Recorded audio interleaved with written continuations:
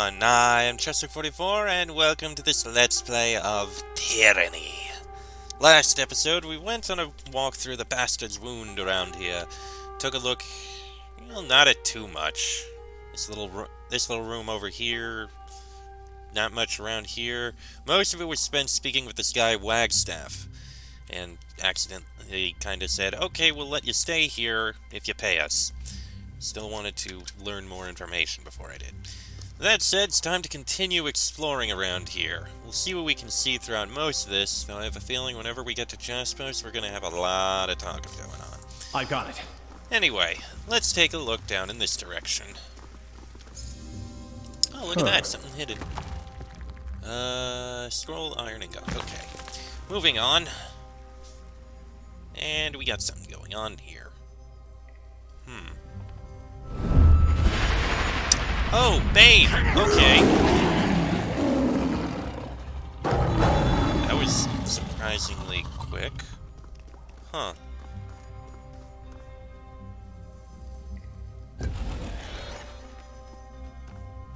Well then. They handled themselves well enough, but it would be better to seal the breach in their defenses. Admitted. Let's see what Insipid Moniker has to say about this. Welcome to our little refuge, Fadebinder. You're here to help us keep the wound clear of Bane? Insipid Moniker picks at a splotch of dried blood on her greaves. She wears the patchwork armor of a Scarlet Fury. Are the Bane constantly showing up like that? Welcome to our headache. The way the Bane come and go, you'd think the teleporters were bead-in curtains. Lucky for us, the beasts seem to love killing Bane. They'll put in more hours on sentry duty than any human, and I welcome the extra sleep. What's through that portal?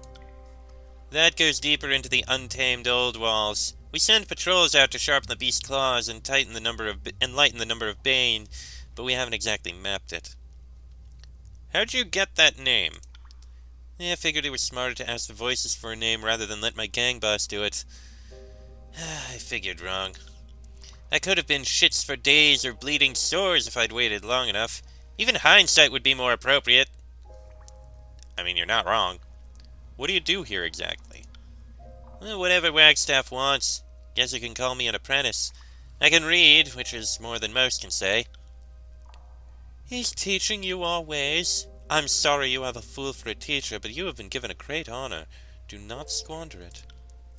It's more subtle than the red work of the chorus, but I don't mind a change of pace. So the blue is to honor Wagstaff. Exactly. Fuckerized half my gang with a spell, so now I fight for him. Those are the rules. In a twisted way, I think the voices would approve. Not that his approval is any safer than his wrath. I'll be going now, then. And she just vanished. Okay. And moved over there. Interesting. Bronze tower shield. That'll be sold eventually, I think. Alright. Let's take a look what's in here.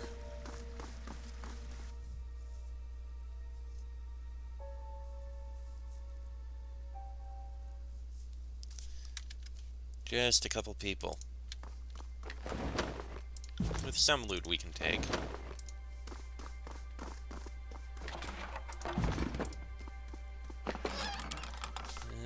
Cloth hat. Don't think we need it, but it'll be sold. Moving on.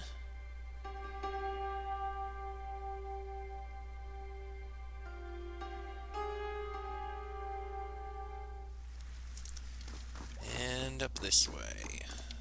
See what we can find up here. Ah, another merchant. If you're Wallsmart, shop Wallsmart. That's what I always say.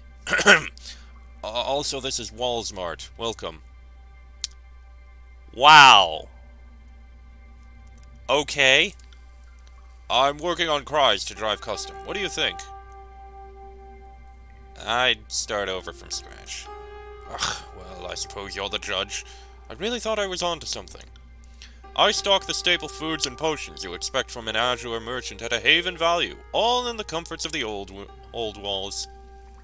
What can you tell me about Bastard's wound? It's fantastic, so long as the beasts keep the bane at bay.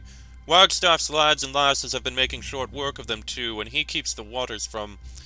Well, let's just say you'll want to get your water from him. Or Jasper's, I suppose. Nothing against him, but he's got a bit of the old northern blowhard to him. No offense to yourself, of course. Your blow seems entirely soft. That's not better, is it? I'll shut up now. Yeah, please do, and let's just see what you have. As you wish. We're the cheapest in the wound. I have a feeling you're the only one in the wound. Imperator's Old Walls Regalia. Light armor nude? That is the first time I've seen that. Scandalous, 20% affliction duration, and unarmored immunity to sundered. Wow!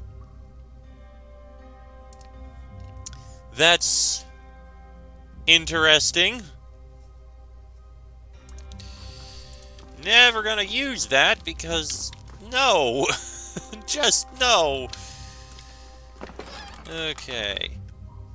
Pretty powerful bronze hammer, now that I'm gonna use it. Is that a child's beast? Yeah, beast cub. Huh. Okay. Anything up here I want These markings suggest multiple tribes cohabitating, and in such proximity to humans.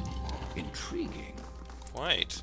Heavy odors of musk and urine loiter around these matted straw mats, making their proximity to the sleeping tents in the west all the more surprising. Merchant Nereid. Good day to you, Fadebinder. Let me be the first to tell you that all of my licenses are well in order, signed and sealed this very year. He swipes a layer of perspiration from his brow and chuckles nervously. No reason at all to ransack my cart or confiscate my goods.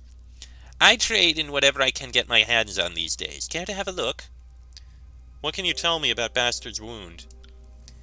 What is there to say? Living in the depths of the old walls ain't exactly a wise man's dream, but neither is living under the constant threat of raiders.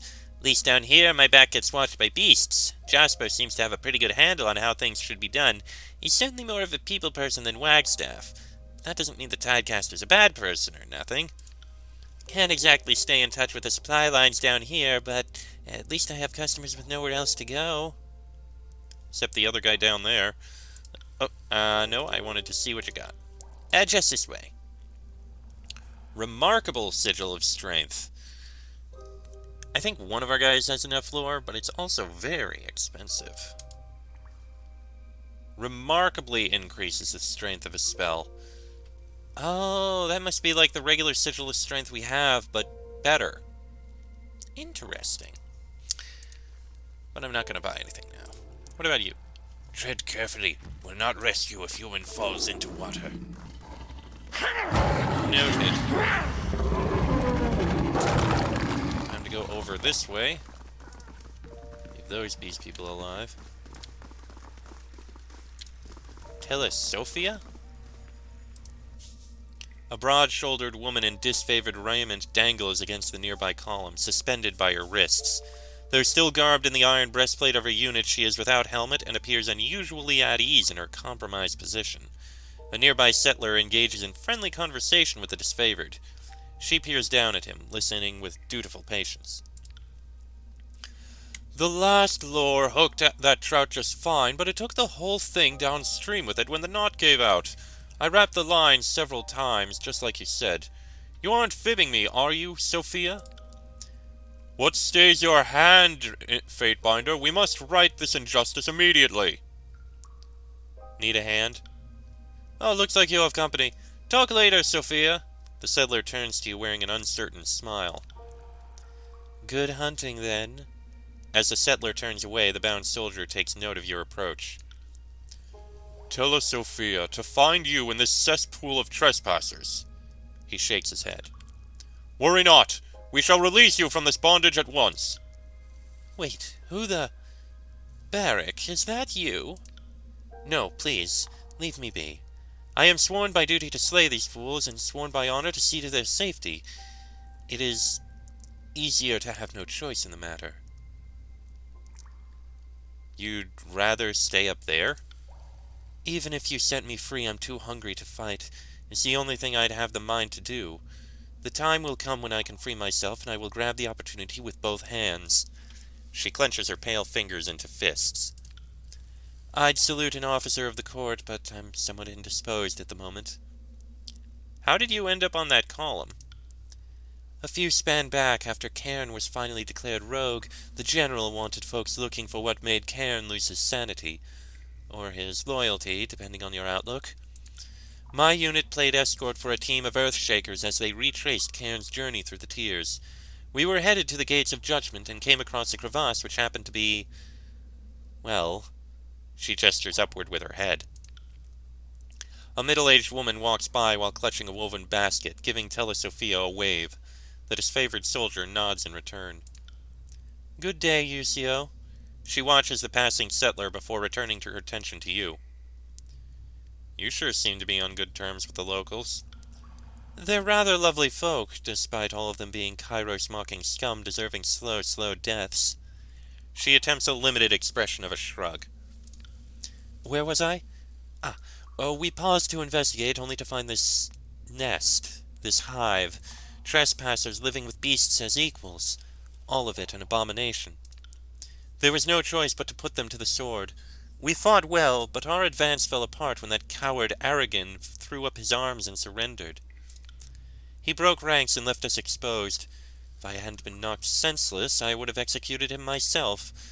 Woke up hoisted up on this wall, and I've been here ever since. How are you still alive? Graven Ash protects. The General's aegis can sustain us through far more trying circumstances. She maneuvers her shoulders in a dim approximation of a salute. My wrists are mangled, and I've been tired and hungry for longer than I can remember, but I'm far from death's door. The settlers feed me just enough to keep going. She glances down at her dirt-encrusted armor. I'm sure I smell worse than a beastman during heap, though. Probably still better than Barrack, though. No offense, Barrack. None taken. Why don't the settlers just execute you? They have, in a sense. The beast woman leader of the local pack ordered that I be strung up until dead. Guess she didn't understand Ash's aegis, so who's laughing now? Nobody wants to anger the resident Bane hunters, so the beasts must have their way. I've had plenty of time to get acquainted with the locals while I perish. It's almost a pity they're all doomed under Kairos. I must be going. Well, that's certainly interesting. Some loot here. That seems to lead to somewhere else, but we need to finish exploring around here first. Iron Great Axe, interesting. Bunch of loot. Bunch of loot. More loot here. Potion. While they couldn't weather a strong gale, these tents seem unable... While they wouldn't weather a strong gale, these tents seem stable enough to offer some privacy to the denizens of the wounds. Cots, bedrolls, and woolen blankets lie within. Indeed. More loot there. Forge-bound? In this hole? Surely they cannot outfit the Legion from here. Oh, surely. Like the forge-bound enclave at Lethian's Crossing, it seems these craftsmen have hewn and set the stones of the old walls into an admirable hearth. The forge-bound apprentice stares intently at the amber hide he holds aloft, pounding its surface methodically with a heavy iron mace. The light from the nearby hearth dances across his eyes. As you draw closer, the pungent odors of tanning agents thickens in the air. He turns to you wearing a stoic expression. Is there a problem? You need something? What's your role in this settlement? This is my 3rd year apprenticing under Jaspers. Between that and trying to keep this settlement running, I'm never short on work. He flicks a chunk of animal fat from his belt buckle and glances around the chamber, frowning. Whenever I can, I slip away to the surface with the woundkin for a good hunt. Caves and hollows aren't meant for the living. I get my materials from the kill. Tusks for tools, hide for sturdy clothing. The rest goes to tents, cots, and we haven't even gotten down to the meat. The woundkin, they understand better than we do. Suppose I'm also a napper. Jaspos has to pass down his art, right? Everyone knows my passion and skill is in tanning. How has apprenticing for Jaspos been? Difficult. Don't mistake me, I pledge to follow him, and my loyalty doesn't waver, but I damn well wish we had just returned to the north as planned. Instead, I'm stuck inside these old walls, surrounded by Bane, and branded as a traitor in Kairos' eyes. He scrapes a worn knife against a whetstone dangling from his belt. Jaspos didn't like my interest in leatherworking. I think he saw it as an insult to his craft. If I favored it so much, I should have sought apprenticeship with the master of tanning, right? I'll consider that another thing I plan to do had we returned north. Truth is, people need my skill with hides and pelts far more than my attempts at napping. Every time I clothe or feed someone, then they thank Jaspos, he has less and less to say about it. Now that Argane's apprenticing with him, I think he's content to let me dabble in tanning. I'll leave you be. Also got this Isley guy. With a despondent sigh, the forge-bound smith unfastens a strap around one of her pauldrons and drops a metal appendage to the floor, exposing a muscular figure. She quickly traces a sigil with her ungloved hand and touches a hammer dangling from her smock, frowning as it stubbornly remains inert and unsympathetic to her magical entreaties. She glances up as you approach. Sorry, Fadebinder, my spellcraft hasn't been cooperative of late. I take it you're not here to talk about my preoccupations. Anything in particular you'd like to discuss? She offers a forced, polite smile, but can't maintain it for more than a moment. What do you do in the forge? I'm Jaspos' apprentice. Have been so for the last few years. She scoops up a small clay pot and spins it between her fingers. Napping wasn't originally my specialty. I apprenticed under Master Erasma back in Lethian's Crossing, but a freak accident meant that she'd take her secrets of the ceramic arts to the void. Jaspos had just finished his work and was returning north for more training with the guild, so I joined him. Long story short, we stumbled upon the wound and stayed, and I took on a new trade with Jaspos as my mentor. What happened earlier with the hammer? I was embarrassing myself again. Seems like that's my only reliable talent these days. Her cheeks grow flushed as she looks at the ground. I thought I was a competent napper, practically a journeyman in skill. Lately, even the simplest preparatory spells vex me, like that sorry display you witnessed. She raises her eyes to meet yours. Something about this place is hollowing me out from the inside. Whatever forge burns inside grows cold. Let's not speak any more of it. You're becoming one of the sleepless, aren't you? I think I am. Started when I broke my hand under the mallet. Rookie mistake. I asked Reef Talon to heal it, but things have gone sour ever since. Can't sleep, can't summon a sigil to save my life. Worst of all, She lowers her hand down to her stomach, frowning as she thinks better of saying more.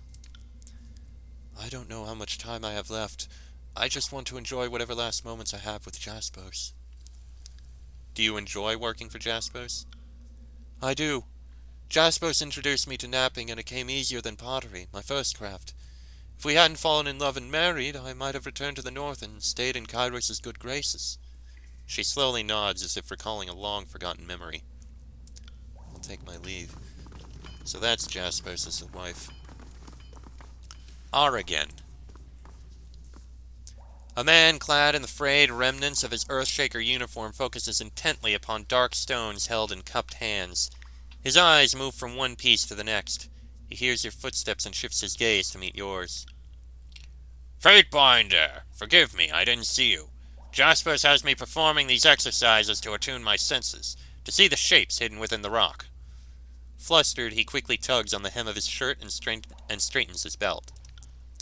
I may not be with the disfavored anymore, but I still recognize a Fadebinder's authority. Is there something you need from me? How does an Earthshaker end up in the company of this motley? I'm the odd man out, I know. He motions to his purple-gray garments. After Cairn had been declared a criminal, Graven Ash charged us with scouring the Archon's belongings and retracing his path. I was with the group headed to the Gates of Judgment. As we cut west across these mountains, we came across this place. Of course, any association to Cairn didn't make me popular with the Legion.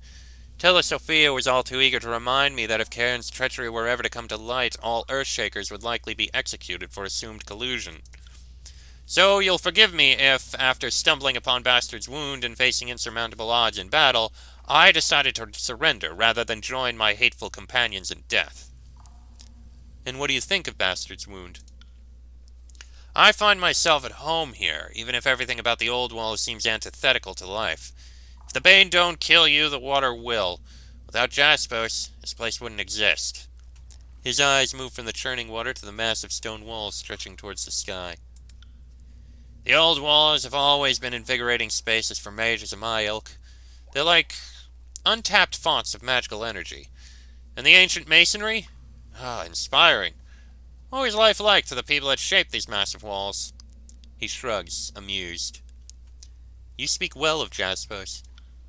Jaspos is many things. Teacher, husband, companion. Ergain's gaze turns thoughtful. He's teaching me to connect with stone in a deeply personal way. Earthshakers manipulate rock, but we don't feel or shape them with the intimacy of the Forge-bound. I'll talk to you later. Doesn't look like there's anything else over there. And up here leads to Jaspos, master of napping.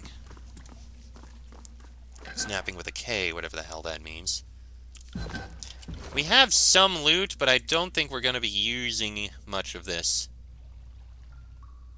Not even the stubborn ages. That's actually exactly the same as Pride of the Forgotten. Well then. Interesting.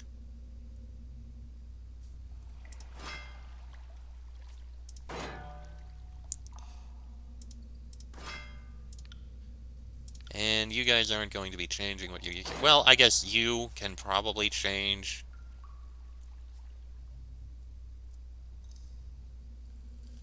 I guess so you can actually have something you can throw that in. So you have a better shield. But for the most part, the stuff we have, I don't think... Yeah, that's exactly the same. That is slightly better in the stats, but you don't get Balancing Act, which I think might be worth it to keep, just because of the extra damage. But I'm pretty sure most of the other stuff we're not going to be using at the moment. Yeah, I admit I'm just basically trying to use up a little bit of time so this episode isn't too freaking short. Oh, I guess that's something we never actually gave in. Okay, well, I think I'm gonna end this episode here. Just because the conversation with Jaspos is probably going to take a while, so I'll let this episode be a couple minutes short, no big deal. Next episode, we'll speak with Jaspos, and then head into the Bastard's Wound farm, investigate what's in there. Then we'll probably have to leave, unless something else happens. But that'll be in the next episode. So until then, I am Chester44. That is Jason Pendragon, Barrack Lantry, and Ebb. This has been a Let's Play of Tyranny. I shall see you all next time.